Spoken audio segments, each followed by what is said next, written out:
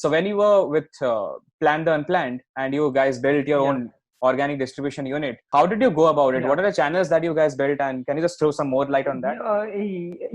So Sindhu, I would start off like, first of all, I would tell what is Plan The Unplanned. I think if people don't know, so we are a travel company based out of Bangalore where we do weekend hikes. First of all, like you should have your own website. So I would tell you like even like gimmicks which I tried to how to gain even the backlink and stuff. And how we did it. Initially, I used to get intern and stuff, and then one of my intern would have make like 1,000 backlinks from Quora. So you created posts on Quora, and then the backlinks were connected to your website. That's what you're saying. Yeah. I'll tell you one thing. I'll tell you my bizarre experience on Quora. Last time I did this stuff, Quora just banned me because I was spamming the shit out of it. Yeah, I think you need to do it like one by one. Initially that this was not the scenario, so we used to do like one or two answer every day, and you used to tell all the team member. So that was like we used to get a lot of organic traffic from Quora. Then eventually the second part when it comes to Meetup and stuff. So Meetup used to like still pretty works, and a lot of people in Bangalore usually whenever they want to look out for event, they used to check on events. We have around 15,000 members on Meetup Bangalore. You have 15,000 people. Yeah. So whenever this, even there are gimmicks for the same thing. So what I did, like whenever you want to grow any channel, I try to push it every where, like wherever it is possible. I did like at the footer of the website, I would have done like just return album. Then I would have returned Facebook album, Meetup album, and this album. Like so, by default, people need to go to Meetup to check it. To check the photos of there.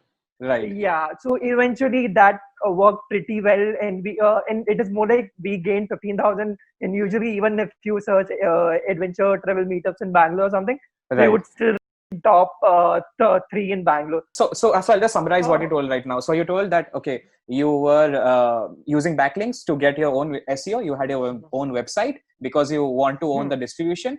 You had your own Meetup. Meetup, if anyone don't know, Meetup is an app where you can book meetups. Some are paid, some are free. And you had somewhere around 15,000 people.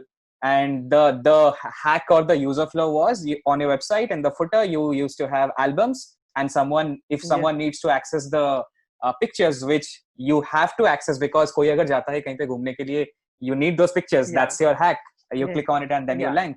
But did you ever write blogs regularly to get those things or something? So I would tell you, Sindhu, so blogs we have written, like a lot of blogs we wrote.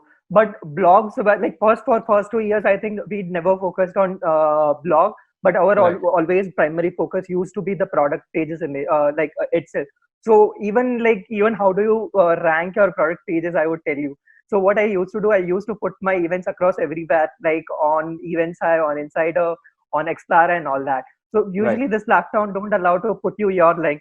So what I used to do when the event used to expire, I used to put our link. So eventually all my pages start ranking, and we had like a pretty good DA. Like in 3 years, we were able to get like a DA of 30.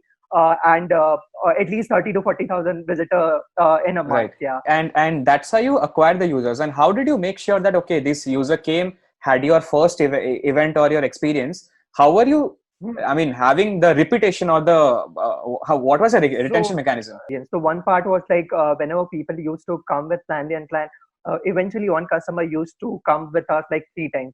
So, and eventually we even came up with a membership model. Like most of the companies never did membership model. What we did like you do 3 tricks with us, 4 tricks would be free. So that used to work very well, and we made sure like the travel was quite sorted off, the experience was quite sorted off.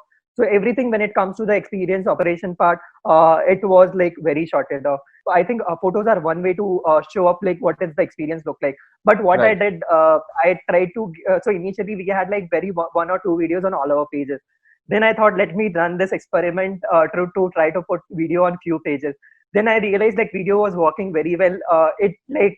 Eventually our pages started ranking above Thrilophilia. Whenever you go, just land on the website, the upper part would be a slider of images. But once you read a little bit of information, I try to put up a video.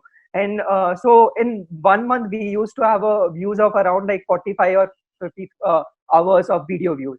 So then I figured it out, like it is better to roll out videos everywhere. And eventually they were ranking, and our pages started ranking above Trilophilia. So why you should not Right. remove that? Yeah. So one thing I can take away from this is till now, whatever you have told, that okay, one thing is you are having a very diversified portfolio and not just restricting to a Facebook or only one channel. You are having a omni-channel Yeah. distribution strategy, and Yeah. the Yeah. second thing which I pretty much saw is your hack was to leverage on user sentiment. Like you knew that someone came to your event, and the last flow of the funnel is people want to access those pictures or videos, and that's what your mechanism was ki acha yahan pe agar access kar rahe ho, to you have to come and visit on my website, so you get 2 website visit. Yeah. any Yeah. any any And thoughts on WhatsApp as a channel? Any thoughts on WhatsApp as a yeah, channel? so even there is a story behind WhatsApp, like in a negative way and a positive way. So initially, we Okay. started using WhatsApp when there was no admin and only option. We started using before that, like, and I think there were times when I think even Redbus would have not started at that time. I would have started Right. using WhatsApp, creating Oh, groups and stuff. So eventually, we had like 3 or 4 groups. And what I used to do, like once again, you like whatever existing resources you have, you try to diversify and try to form a new channel. So right. every week we used to put in a swipe up which says like, do you want to join our WhatsApp group? So eventually, like with Oh, one swipe up itself, we would used to get 70 to 140 members in like just one story. So it is more like you're just trying to leverage and get got the it. entire Got it. user here.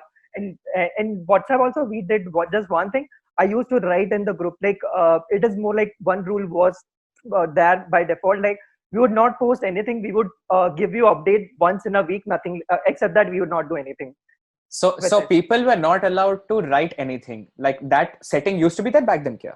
So I would tell you that this setting was not there. So what Okay. happened, like initially I had 3 WhatsApp group of 250 members, but some other competitor used to come and like they started spreading Promote their own stuff. negativity. Yeah, so it eventually, like there was some festival or some cause, and it is more like it got a little bit political and stuff. So literally I deleted all the 3 groups, and then when the admin only option came, I Right. would have formed all the channels. So we used to have, like right now we have around 11 or 12 WhatsApp group, but they pretty work very well. And I know, like when it used to be like 2 or 3 WhatsApp group, I used to track like how many sales we used to get. My major problem with WhatsApp always has been that it's not scalable model. Like you cannot scale it Yeah. much. So people have started pitching me Telegram is a better option. I'm still figuring out. Okay, a lot of people I see are using Telegram as a good hacking way as well to build distribution unit because they don't have limits.